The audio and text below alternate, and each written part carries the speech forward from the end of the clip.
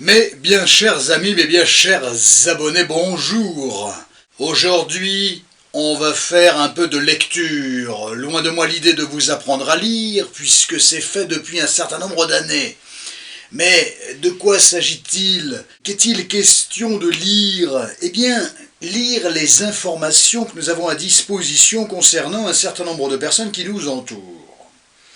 Inutile de vous dire que l'être humain n'a pas toujours la bonne lecture, la saine lecture, l'utile lecture des informations qu'il a à disposition.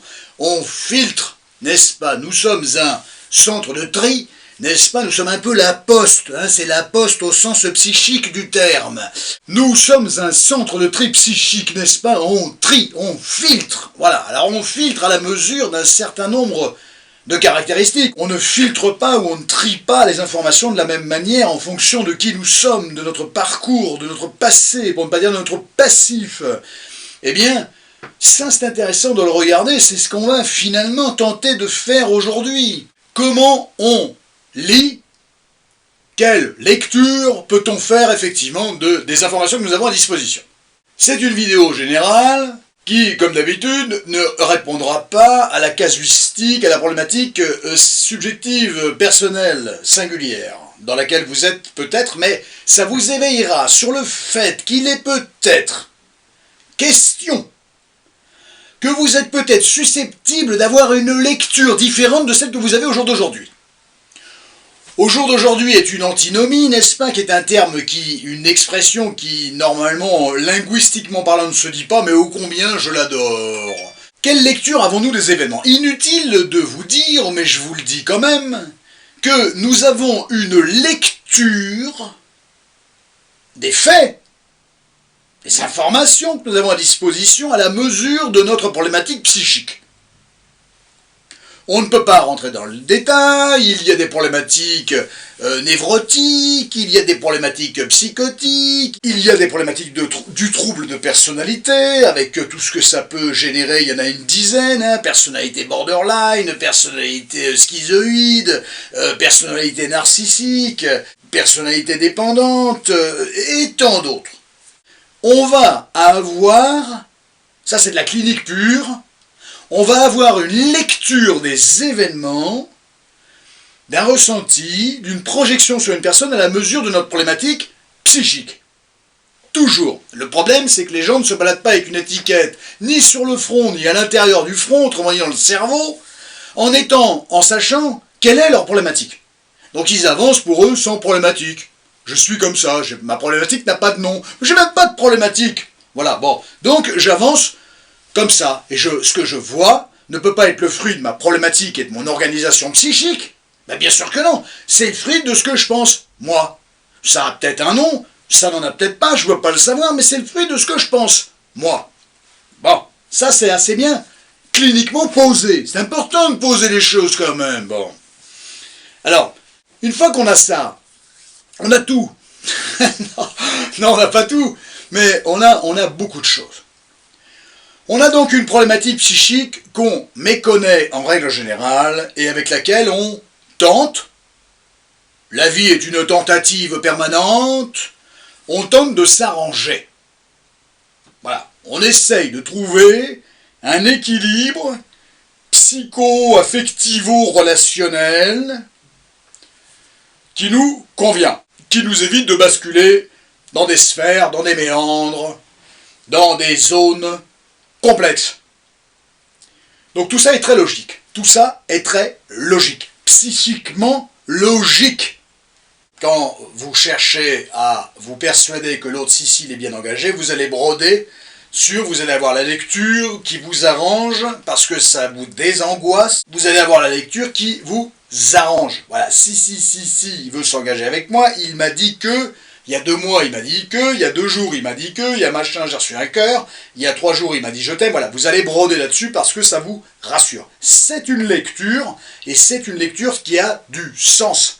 Voilà, ça traduit quelque chose, et ça vient réparer, ça vient conforter, ça vient rassurer, ça vient apaiser, ça vient angoisser, parfois, hein, voilà. Autrement dit, quand vous avez Un doute sur l'engagement de l'autre, vous allez broder sur ce que vous constatez de l'absence d'engagement de l'autre et ça va renforcer votre angoisse. Ça répond à la structure psychique dans laquelle vous êtes, voilà, à la mesure de rechercher des éléments favorables qui vous confortent et vous rassurent. Ça vient chercher, ça vient dire et accréditer l'angoisse dans laquelle vous êtes. Voilà, et ça, on a une lecture à cette mesure-là, sans s'en rendre compte, ou même si on s'en rend compte, on a beau se dire, oh là là, attends, est-ce que j'ai pas la vision qui m'arrange, machin, voilà, oui, mais ça ne vous empêchera pas de l'avoir, pardon. Donc, eu égard à certains événements, certaines informations, on néglige, on encaisse, on se remet en question, on s'arrange, on dénie, on détourne, ce que vous voulez, il y a mille et une mécaniques pour cela, qui viennent étayer cela, et qui viennent effectivement vous donner crédit à l'information que vous avez à disposition. Et puis après, il y a un cumul d'informations, et ainsi de suite, et votre balance est plus ou moins équilibrée, ainsi de suite. Comment on fait le tri? Voilà, je l'ai dit, la vie psychique est un centre de tri notoire, n'est-ce pas, qui vous permet d'arriver à avoir croyance, conviction en quelque chose, alors que c'est pas forcément le cas, mais vous n'oubliez pas que d'ailleurs, plus on doute de quelque chose, plus on va se rassurer. Mais plus on va se rassurer, plus ça alimente et ça fait même grandir le doute. Voilà, plus on se rassure de quelque chose, et plus ça vient dire qu'il y a un doute, sinon il n'y a pas besoin de se rassurer. Soyons d'accord là-dessus, sur cette logique-là, psychique. Donc bien souvent, on s'auto-persuade qu'on a raison, même s'il y a peut-être une petite voix intérieure qui vient dire « Dis donc mon grand ou ma grande, tu fais pas du tout le bon chemin là, on est bien d'accord ?» Mais néanmoins, c'est une construction psychique, logique, que cette vidéo d'aujourd'hui me permettait effectivement d'étayer. C'est ça qui me paraît toujours intéressant, c'est pas toutes ces constructions psychiques qui existent dans l'univers psychique, c'est le cas de dire, de l'être humain, c'est d'arriver effectivement de temps en temps à rentrer dans quelques couloirs, quelques arcanes, n'est-ce pas, pour arriver à décrypter un petit quelque chose ou se rendre compte qu'on peut quand même, avec une lampe torche ou une bougie, si vous voulez, à aller un petit peu plus loin, à cheminer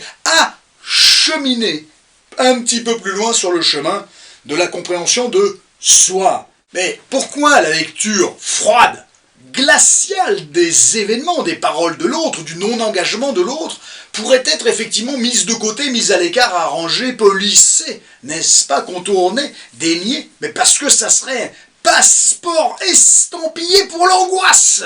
Donc à la limite, comme on n'est pas dans un passeport estampillé pour l'angoisse, on n'est pas très client, parce qu'on sait très bien que ça va être très pénible, eh bien effectivement, il y a ce petit arrangement avec soi-même qui fait qu'on arrive à regarder un événement, une parole, un engagement, un désengagement, je ne sais quoi, peu importe, c'est polymorphe. Donc peu importe, tout ça a une logique, tout ça répond à une forme de logique, à un désir, à un souhait, à une angoisse. Voilà, c'est cette mécanique psychique, psycho-émotionnelle, affectivo-relationnelle, qui, ça parle. Il est souhaitable de traduire ce qui parle, histoire de le comprendre. C'est le propre d'une traduction.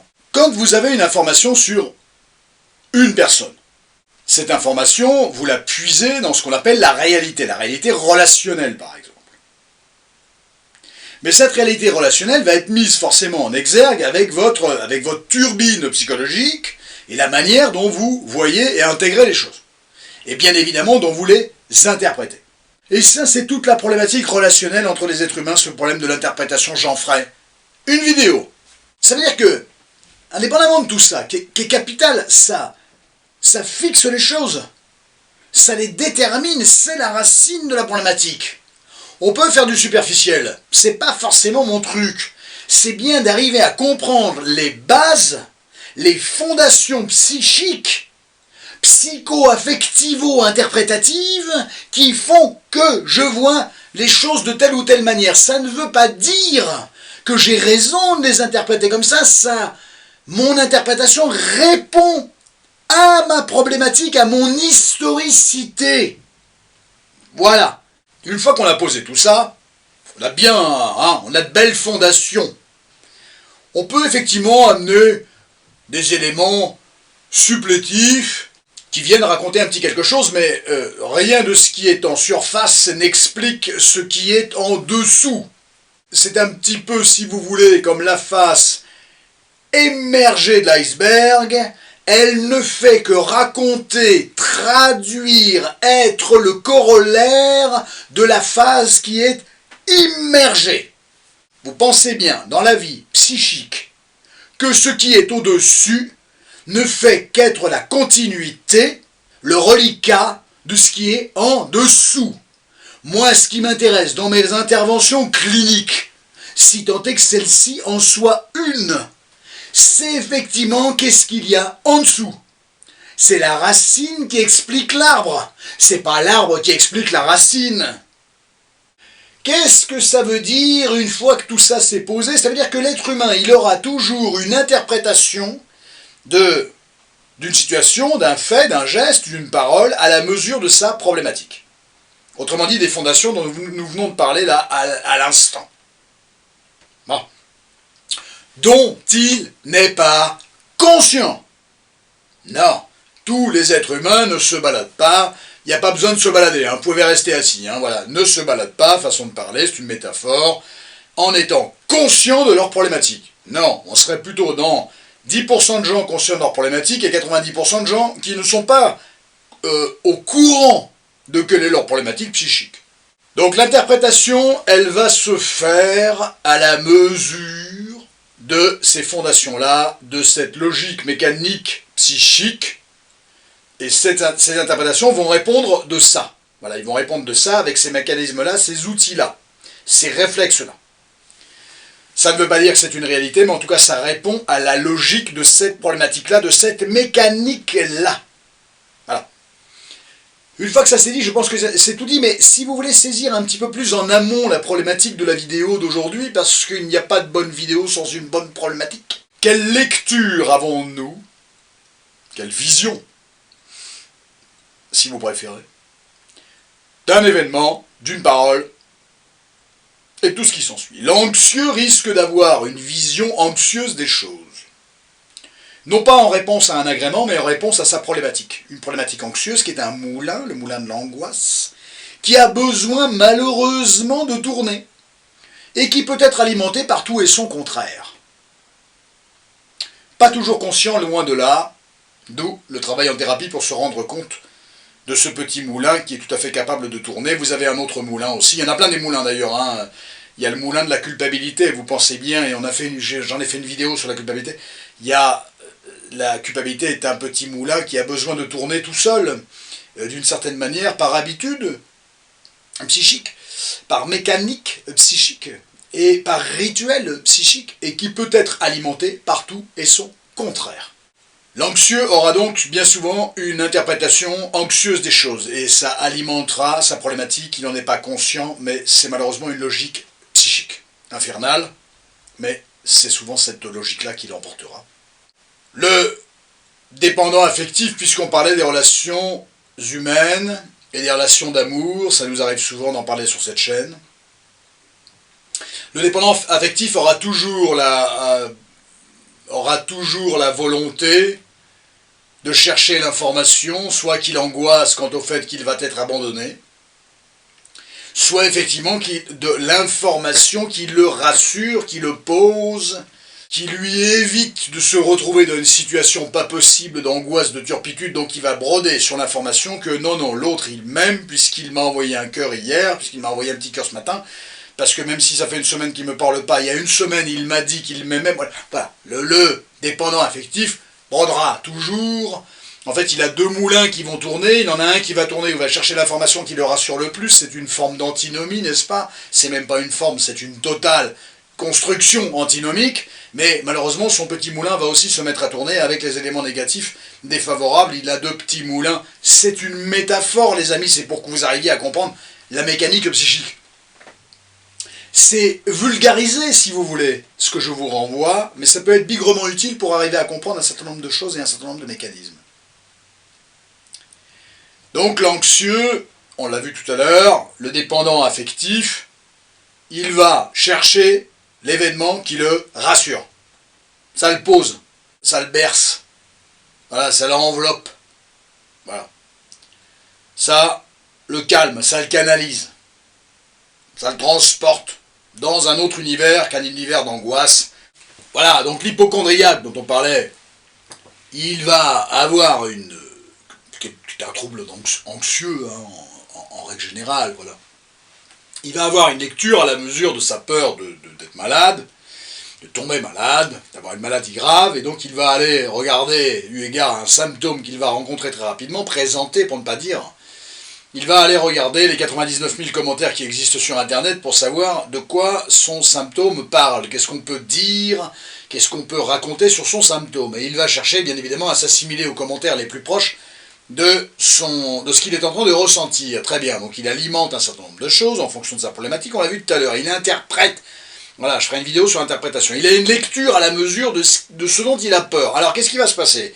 Quand 80, alors qu'est-ce qu'on a dit? 99 000, donc quand 98 500 commentaires viennent dire « Te prends pas la tête, tout va bien, t'affole pas, ça va passer ». Très bien, mais il y a quand même 500 commentaires, peu importe, c'est une métaphore, qui viennent dire « Oh là là, fais gaffe, ça peut mal tourner ». Sur quoi va broder, risque de broder malheureusement l'hypocondriaque? Sur les 500 commentaires qui viennent dire 500, je suis gentil, hein. Des fois c'est 2 commentaires, hein, on est bien d'accord. 2 commentaires qui viennent dire, oh là là, fais gaffe, ça va mal tourner. Qu'est-ce qui se passe? L'interprétation, donc, la lecture de l'information d'un hypocondriaque sera de, oh là, ce que j'ai est grave. Voilà. Et ensuite, il rentre dans un trouble anxieux, bien sûr, une anxiété assez massive qui vient dire, oh là là, j'ai peur. Indépendamment de la question de l'hypocondriaque, du dépendant affectif ou du trouble anxieux dont on a parlé tout à l'heure, qui rejoint d'une certaine manière l'hypocondrie. Effectivement, l'être humain, quand il veut acheminer, quand il désire quelque chose, il va avoir une interprétation à la mesure de sa problématique, à la mesure de ce qu'il pense de l'autre en amont. C'est-à-dire que l'information qui arrive émanant de l'autre ou émanant d'une situation en lien avec l'autre ou les autres, ça peut être une situation professionnelle, on est bien d'accord, hein? Eh bien, à partir du moment où on a une idée préconçue des choses, l'information qui vient être en contre-pied de ça va être interprétée à sa manière, mais presque de manière étonnante. Mais l'information qui viendrait accréditer ce que l'on pense, ce que l'on pensait initialement, ce que l'on redoutait, voire même, elle va effectivement s'ajouter. C'est la cerise sur le gâteau, vous savez, cette fameuse cerise absolument dégueulasse sur le gâteau, cette espèce de cerise confite, sans intérêt, si ce n'est décoratif. Si ce n'est décoratif. Comme quoi, ce qui est décoratif n'a pas forcément du goût. Il y a bien 2 axes de réflexion sur une cerise posée sur un gâteau, mais autrement dit, on s'en fout de la cerise, on s'en fout du gâteau. Il y a bien deux positionnements possibles concernant une situation. Il y a l'axe du regard de l'agrément visuel, la petite touche. Et il y a l'axe gustatif, et vous savez ô combien les aspects gustatifs aujourd'hui sont très importants, et notamment sur cette chaîne, on parle souvent de bouffe ces derniers temps. Hein, il y a 2 semaines, on était dans les gâteaux avec le cookie jarring. La semaine dernière, on était sur les choux de Bruxelles avec le SR, n'est-ce pas? Et là, cette semaine, on est sur rien de particulier, si ce n'est que cette semaine, j'ai pensé à vous les abonnés. Il m'est arrivé de manger du poireau. Et je me suis dit, mais d'un poireau, on doit pouvoir en faire une vidéo. Donc je ne vais pas vous dire le trouble interprétatif est en lien avec le poireau. Non, non, ça n'a absolument pas de lien. J'ai aussi mangé des navets, d'ailleurs. J'ai mangé un pot-au-feu, donc forcément, il y avait des navets. J'ai aussi mangé des navets dans un très bon couscous merguez samedi dernier. Donc voilà, le petit resto de quartier, tout ça, hein, sans prétention. Moi, j'aime bien ce qui est sans prétention. Moi, j'en ai pas de prétention, donc j'aime bien les endroits où il n'y a pas de prétention. C'est tranquille, comme ça, voilà. On va pas parler de bouffe, c'est fait. Voilà, donc il y aurait chaque semaine quelque chose à dire sur un plat ou un aliment que j'ai mangé. Et bien évidemment, vous pensez bien que les poireaux vinaigrettes n'ont absolument rien à voir avec les poireaux chauds dans un pot-au-feu. Donc, je ne vais pas vous dire que les événements du quotidien et l'interprétation qu'on en fait et la lecture que l'on en a est en lien avec les poireaux, et que s'ils sont cuits s'ils sont à la vinaigrette, c'est une chose, et que s'ils sont cuits au pot-au-feu, c'en est une autre, nous sommes d'accord, mais presque. Je pourrais vous le dire, je crois même que je viens déjà de vous le dire, voilà. On est en train d'allier depuis 3 semaines d'affilée, série en cours, comme dirait l'expression, un lien entre la vie psychique et la vie culinaire. Eh bien écoutez, je ne me pensais pas capable de relier ces 2 merveilles-là, la vie psychique et la vie culinaire, qui pourraient être dissociées, mais qu'on pourrait savamment aussi associer. j'aime les associer. La bouffe, c'est la vie. La vie, c'est la bouffe, entre autres. Je vous informe d'ailleurs au passage que cette vidéo, l'actuelle, là, aujourd'hui, c'est l'avant-dernière de l'année, et que la semaine prochaine, il y en aura une. Voilà, la dernière vidéo de l'année, qui ne sera pas une vidéo spéciale, pas pour autant. Une vidéo fête de fin d'année, non, non, ce ne sera pas un bêtisier. Tiens d'ailleurs, je suis en train de préparer tout doucement, tranquillement, un petit bêtisier pour les 20 000, comme quoi on a de l'ambition sur cette chaîne, hein. On a raison, mais on en est très très très loin, on est à 15 000, on doit être à 15 800, quelque chose comme ça, c'est bien, hein, c'est pas mal, merci à vous de votre confiance, mais on n'en est pas aux 20 000, on en est même assez loin. Bon, ça m'empêche pas de préparer un petit bêtisier, un petit peu à la mesure du bêtisier des 10 000 abonnés, voilà, ce sera à peu près du même acabit, mais bien évidemment avec des situations tout à fait intéressantes, tout à fait ubuesques, qui se seront déroulées entre les 10 000 abonnés et les 20 000 abonnés. Voilà, ça, là-dessus, je travaille déjà là-dessus. Bon, donc c'est pour dans un petit moment, hein, voilà, à moins que tout d'un coup la chaîne fasse un buzz, pas possible, grâce à vous, je vois pas comment ça peut être fait autrement, voilà, grâce à vous, et tout d'un coup on bascule très rapidement dans les 18 000, 19 000 abonnés, 20 000 abonnés, bon, soyons réalistes, ça va prendre un petit peu de temps, c'est pas le problème, il vaut mieux une montée progressive, mais sereine, bien évidemment, plutôt qu'une montée hâtive et vous n'avez pas de prise une fois que vous êtes en haut, et donc, ipso facto, vous vous cassez la gueule. Voilà, nous sommes d'accord, donc la montée progressive, c'est quelque chose qui est tout à fait agréable, rassurant, et envisageable dans notre cas de figure concernant la chaîne. Merci de votre confiance. Vous faites vivre la chaîne, hein. Je ne sais pas si vous êtes au courant. Voilà, je suis un tout petit maillon de cette chaîne, ou un gros maillon peut-être. C'est-à-dire qu'un être humain, pour redevenir sérieux, il est tout à fait capable d'avoir la lecture qui l'arrange et d'être dans le déni de ce qui pourrait lui poser problème, ou voire de cristalliser sur ce qui lui pose problème, et de ne pas voir ce qui pourrait l'arranger, ce qui pourrait être agréable. C'est la fameuse tache noire sur le tableau blanc. Si vous ne regardez, dont je vous parle très souvent sur cette chaîne, si vous ne regardez que la tache noire, ça devient un tableau noir. C'est une métaphore, bien évidemment, alors qu'une tache noire sur un tableau blanc, ça devient tout simplement ce qu'on pourrait appeler de l'art. On est bien d'accord, mais à quel degré on veut être dans la vision et la version artistique des choses, ou la version sombre des choses, et ne regarder que ce qui est noir? Eh bien, cette acuité visuelle, symbolique, métaphorique, elle est à mettre en exergue face à l'organisation psychique de chacun.